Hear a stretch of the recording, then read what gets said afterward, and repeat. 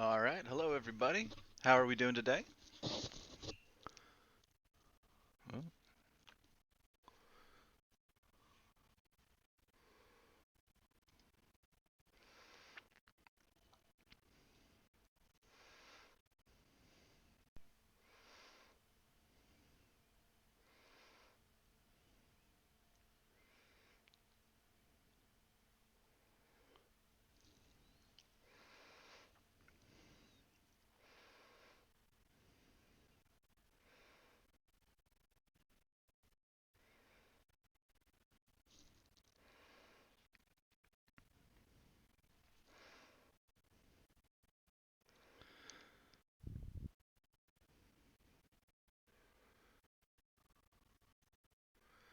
Oh, all right. So, why don't we go ahead and get started? Um, Good. So, today we're talking about blood. Blood is the only fluid connective tissue, and its main purpose is to transport substances throughout the body. This is going to include oxygen, which is bound to hemoglobin inside of red blood cells. We will also transport, of course, glucose throughout the body. Um, yeah, and then we just talked about hormones. They are transported through the blood as well. And some substances that are transported through the body are able to freely float in water. These are water soluble substances. Substances that aren't water soluble, because blood is mostly water, uh, have to bind actually to a protein in order to be transported through the blood. So the amount of blood is going to vary with your body size. Of course, a child has far less blood than an adult, right? um, all right. And then blood is about 8% of your body weight. The adult volume is about 5 liters. Now, blood cells are formed in the red bone marrow, and they're called formed elements. We have really two types of blood cells, the red blood cells and the white blood cells. Platelets are also included here. They are cell fragments that help with clotting. So here we have a blood smear where someone has taken a drop of blood or so and then smeared it across a microscope slide. You can see a variety of cell types. Highlighted in blue on the right are the erythrocytes. Those are the red blood cells. And as you can see, the vast majority of the cells on this slide are erythrocytes, or red blood cells. We also have the neutrophils here. That's a type of white blood cell. You can see them highlighted in blue. And then all these tiny little dots, these are the platelets. Those are cellular fragments that again aid in forming blood clots. All right, so this is a common medical procedure where they will draw blood, centrifuge it down, and then we'll get something that looks like this. In fact, if you've ever donated plasma, they do this every time. Typically, they won't draw from the median cubital vein. They will actually draw a drop of blood from your finger, put it into a capillary tube, and then spin that down. And what you get is blood separated into its primary parts. You have the red blood cells down here, also known as the packed cell volume, or PCV. Up here you have the plasma. And then in between, you have a buffy coat. The buffy coat contains white blood cells and platelets. All right. Again, when we centrifuge it, we're spinning it and they get separated by weight. The red blood cells are the heaviest and they form this large portion at the bottom. The white blood cells form this middle portion. And then plasma, which is mostly water and protein, is going to be lighter than cells, and so it sits on top. Okay, here's a picture of a centrifuged capillary tube, actually. And what you can do is measure the length of the capillary tube or measure the length of the sample, and then measure the length of that, which is PCV or packed cell volume. Okay?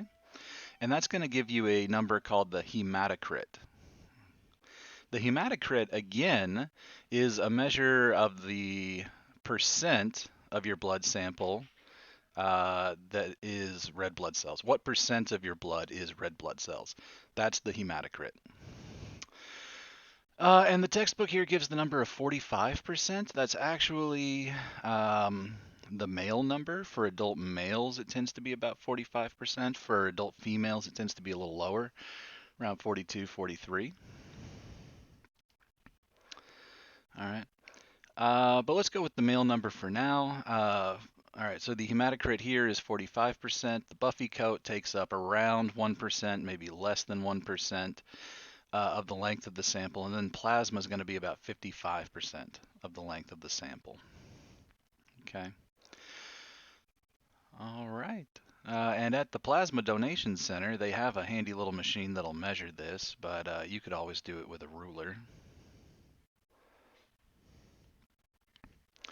And so here are the constituents of blood. Up on the top line, we have whole blood. Okay. About 45% of that's going to be formed elements, mostly red blood cells, also platelets and white blood cells. Now, the white blood cells are actually a big group. That is, there are a lot of different types of white blood cells. We'll talk about them, but you've got the neutrophils, the eosinophils, the basophils, the monocytes, and the lymphocytes. And the largest of these, the largest group within the white blood cells is going to be the neutrophils, followed by the lymphocytes. All right, now over here, 55% of your blood sample is going to be plasma. All right, and this is going to be mainly water, about 92% water, followed by proteins, about 7% proteins. But we'll also find electrolytes such as sodium, potassium, chloride. You'll also find metabolic waste like urea, things headed for the kidney to be excreted out. Over here, you'll also find nutrients such as we mentioned glucose, vitamins, hormones traveling through the blood, and then some gases such as nitric, let's see, oxygen, CO2. Oxygen and CO2 will be bound to hemoglobin for the most part. CO2 can actually dissolve in water and form carbonic acid. We'll talk about that later. Now, the proteins, they break down into three main groups, the albumins, the globulins, and fibrinogen. And the largest of those, the largest group, are the albumins, followed by the globulins, and then fibrinogen. All right, so universal precautions are a set of specific safety measures that healthcare workers take to prevent the transmission of bloodborne infectious pathogens. It's mainly used for the prevention of the spread of HIV and hepatitis B virus, but it applies to other bloodborne diseases as well. The term universal means that it's assumed that any patient may have been exposed to bloodborne pathogens. Just to be safe, we need to go ahead and act as if they have been. It's estimated that about 4 to 7% of new cases of infectious diseases are going to be transmitted by unsafe injections. And these precautions include the use of PPE, personal protective equipment, so gloves, masks, aprons, the use of fume hoods in a lab, as well as sharps containers, and then safe workplace practices like washing hands, keeping floors clean. All right, and so here we see how blood cells are formed, and there's a lot here, and so I'll highlight the important bits. We start with a hematopoietic stem cell. That word is difficult for a lot of people. Hematopoietic stem cell. And then that divides into a lymphoid stem cell or a myeloid stem cell. That is to say, the hematopoietic stem cell can become either a myeloid stem cell or a lymphoid stem cell. The lymphoid stem cells will eventually, down here at the bottom, give rise to T lymphocytes and B lymphocytes. The myeloid stem cell gives rise to all other cell types, and so that includes the lineage leading to erythrocytes, red blood cells, megakaryocytes, which are going to grow large and then break apart to form platelets or thrombocytes. And then the myeloid stem cell will also give rise to the eosinophils, the basophils, the neutrophils, and the macrophage.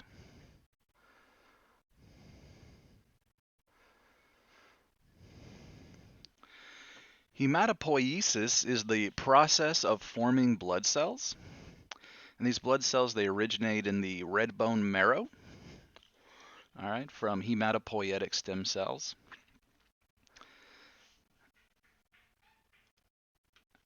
All right, and so these stem cells, they can give rise to more stem cells, meaning when they divide, they can form just new stem cells, or they can give rise to the lymphoid or myeloid stem cells, which are partially differentiated.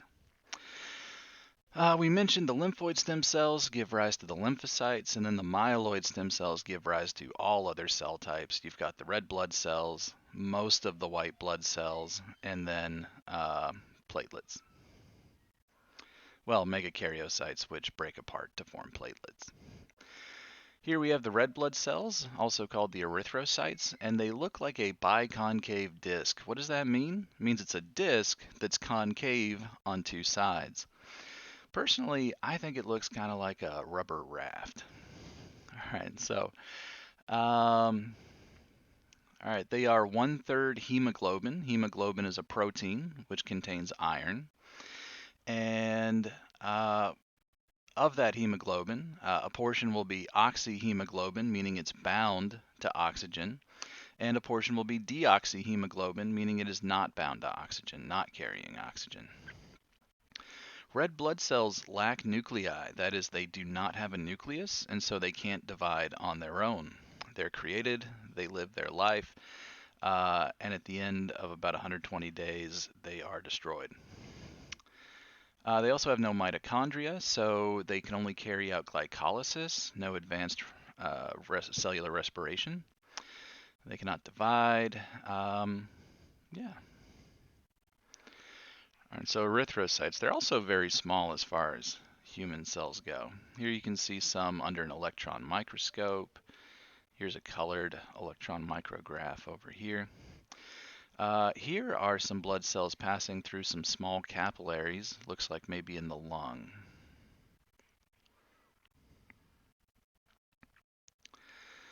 All right, and so over here, of course, you can see the erythrocytes highlighted in blue, the red blood cells highlighted in blue. Here are the nuclei of the endothelial cells that line the capillary. The capillary is lined with endothelium, which is really a simple squamous epithelium. You can see nuclei in those cells, but not in the red blood cells. In this electron micrograph, they're highlighting here is the capillary, everything highlighted in blue, the erythrocytes, and then the endothelial cells, which form the wall of the capillary. No questions so far. Okay. So the red blood cell count is the number of red blood cells in a cubic millimeter or microliter of blood. A microliter is 1/1000th of a milliliter. So it's a very small bit of blood. All right, so typical ranges for males are 4.7 million to 6.1 million per microliter of blood.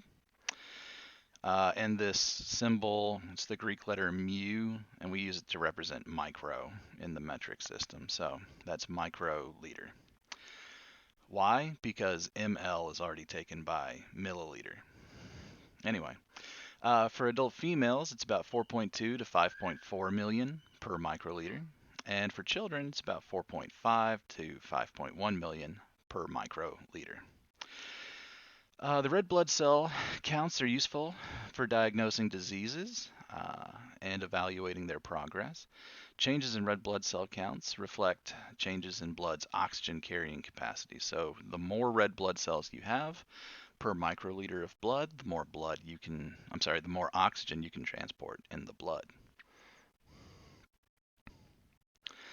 Erythropoiesis is the process of forming red blood cells, and it occurs in the red bone marrow.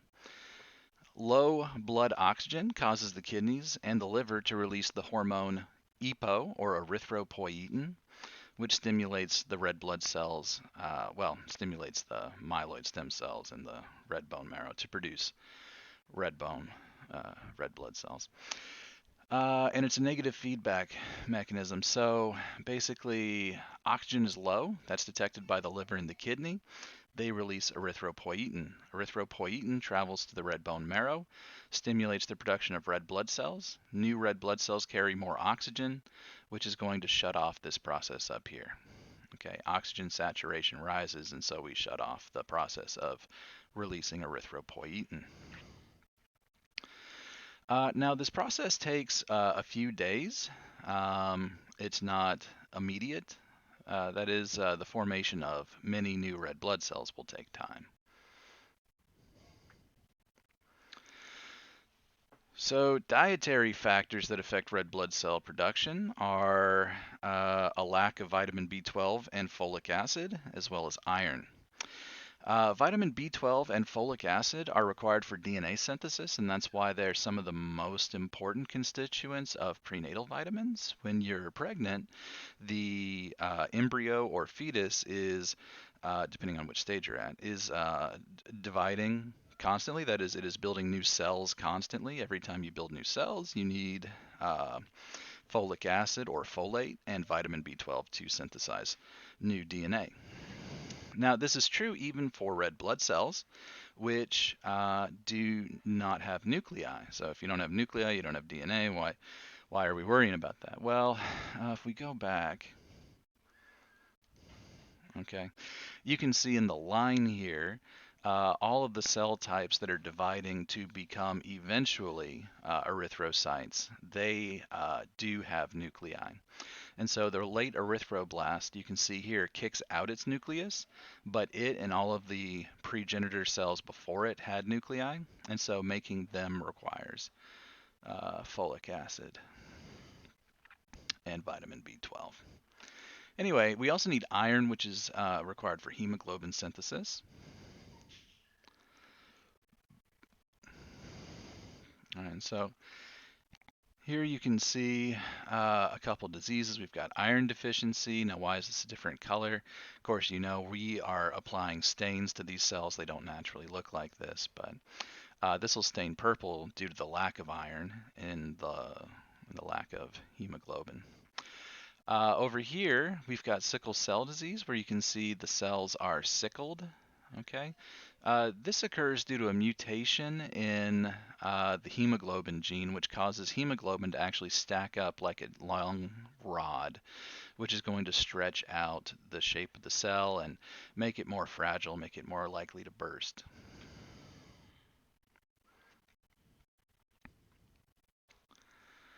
All right, so here is the life cycle of a red blood cell. All right, so we absorb nutrients in the small intestine. They are transported through the blood to the bone marrow. In the bone marrow, we take those nutrients and we build new cells, new red blood cells. Those red blood cells travel through the blood.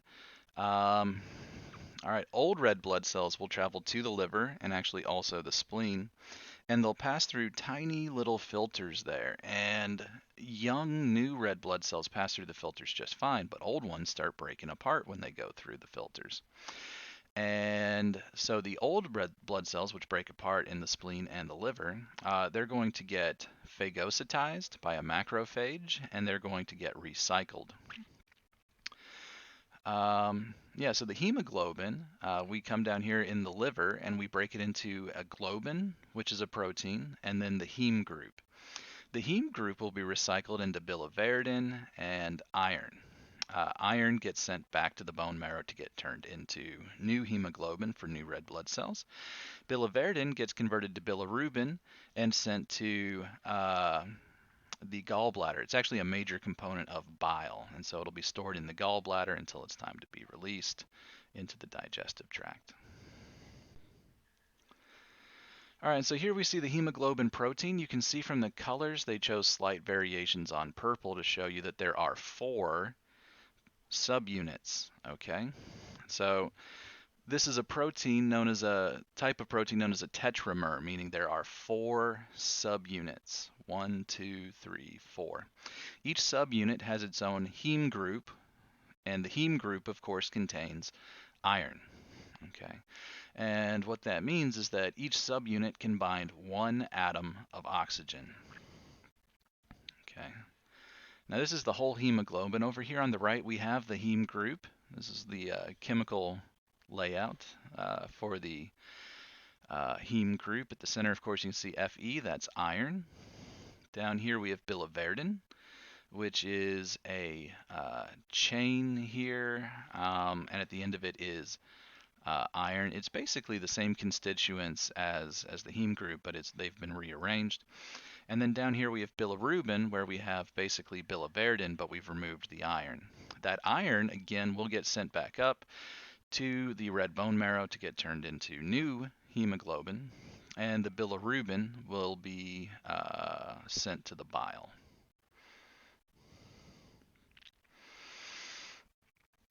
All right, now white blood cells, also known as leukocytes or WBCs, they protect against disease. The white blood cells are produced also in the red bone marrow, and they're under the control of hormones such as interleukins and colony stimulating factors. There are 5 types of white blood cells in 2 categories. We've got the granulocytes and we've got the agranulocytes. The granulocytes include the neutrophils, the eosinophils, and the basophils. The agranulocytes includes the lymphocytes and the monocytes. And so what's the difference between the granulocytes and the agranulocytes? Well, the granulocytes have granular cytoplasm, meaning in their cytoplasm you'll find a lot of grains. These grains are usually little vesicles full of, signaling molecules and cytokines and things like that. The agranulocytes, A means without or not, these cells do not have noticeable granules. All right, and so there's a mnemonic I use to remember these, and that's Ben, B-E-N, likes his grains. Molly, M-O-L-Y, does not. Ben likes his grains. Molly does not. Again, if you can think of a better mnemonic, you are welcome to use it. But if this helps you, good.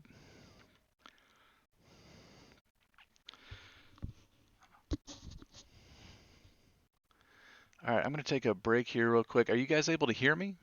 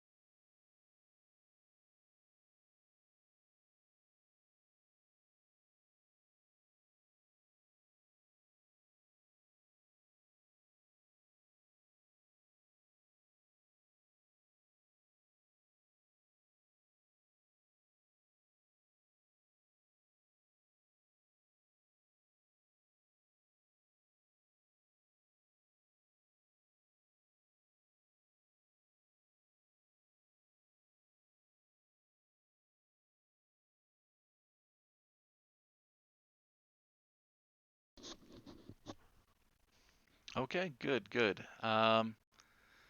Good. I didn't hear anybody at the beginning uh, when I asked how you doing, and starting to worry I'd been talking for 30 minutes and no one had heard it. Okay. So, all right. So yeah, let's jump into the white blood cells. I want to take us through the granulocytes today, and then Thursday we'll pick it up with the agranulocytes and finish. This is not a super long lecture, but I don't want to go too long today. We'll finish course with questions, or although you can always ask questions, feel free to chime in anytime. I'll look up periodically. All right, so the first one we want to talk about are the neutrophils, and the neutrophils are the most abundant white blood cell. 54 to 62% of all leukocytes, all white blood cells, 54 to 62% of them are going to be neutrophils. And neutrophils are kind of the first responders when you at the first sign of an infection or the presence of a pathogen, neutrophils are the first ones on the scene. They show up and they're going to phagocytize the bacteria. What they do is they eat it. They reach out little extensions, they surround it, they engulf the bacterium, they eat it, and they break it down. They have a lobed nucleus seen in 2 to 5 sections. Usually you'll see 3 pretty clearly, but there are 2 to 5 sections. You can see the nucleus here, kind of a strange shape, connected by like a thin stringy bit here. They're also called PMNs or polymorphonuclear leukocytes, but we're going to stick with neutrophil. All right. Uh, good, good. Strong phagocytes, good. These are the neutrophils. Here you can see a neutrophil with 4 lobes to its nucleus.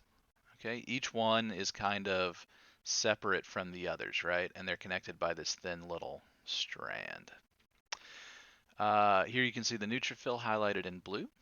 Here you can see the nucleus of the neutrophil, and then surrounding it are erythrocytes. When you look at a blood sample, the vast majority of cells, again, are going to be red blood cells. Oh, hey, you can't see the slides. Well, let's go back up. Thank you for letting me know. Be right back. Live screen. Here we go. So we'll point that out again, sorry. Here are the neutrophils, okay? You can see the multi-lobed nucleus. This one's got 1, 2, 3, 4, something like that, 3 or 4. And you can see here they're connected by a thin strand. All right, and here's the one really to look at. You can see the neutrophil with 1, 2, 3, 4 lobes to its nucleus, connected by a thin strand here, surrounded by erythrocytes. The vast majority of cells in a blood sample, again, are going to be red blood cells. All right, here you can see the neutrophil highlighted. You can see the nucleus of the neutrophil highlighted, and then surrounding it, the red blood cells.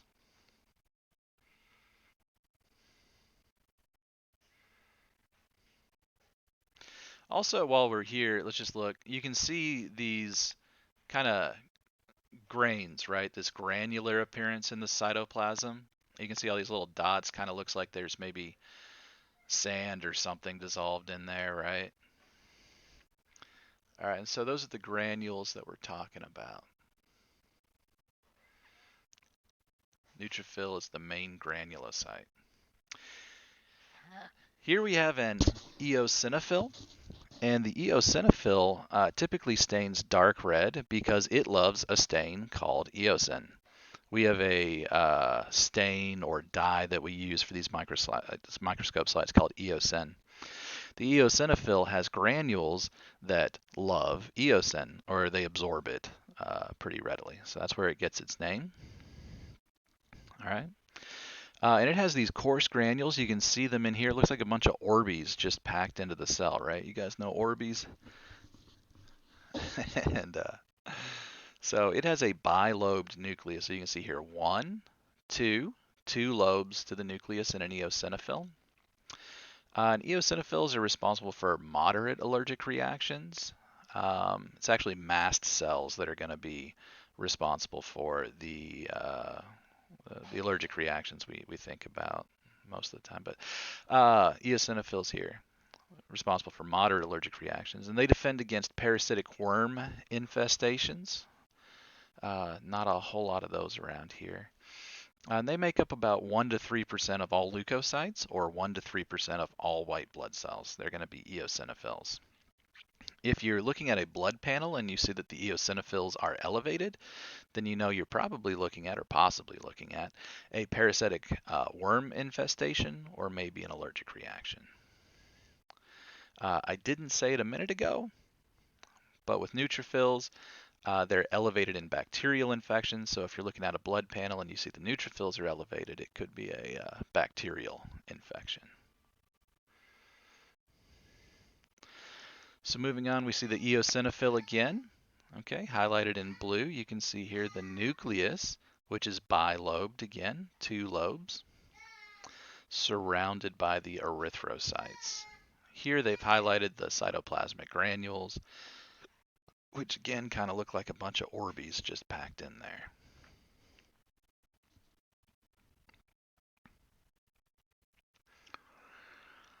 All right, so the basophils have large granules. You can see how much bigger these are.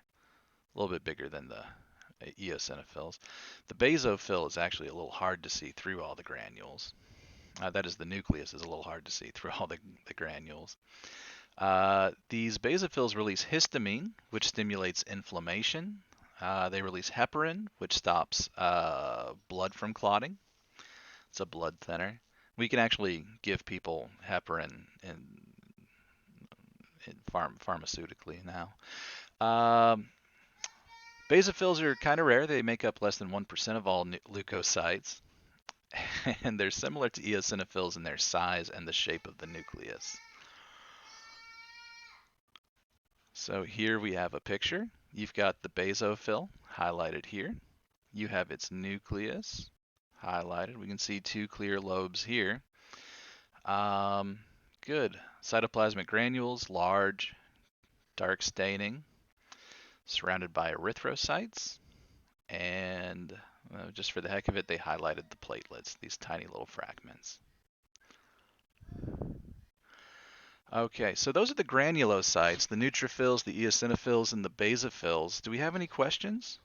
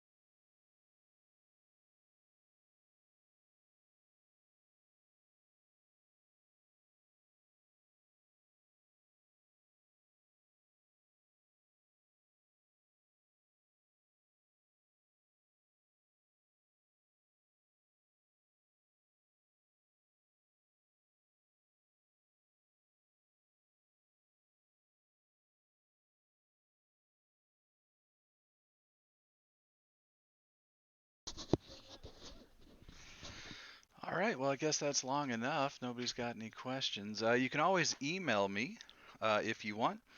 We'll go ahead and end it here today, and we'll pick it up again Thursday. We're about halfway through the lecture right now. We'll finish with the agranulocytes and then certain blood diseases. All right, thanks for tuning in.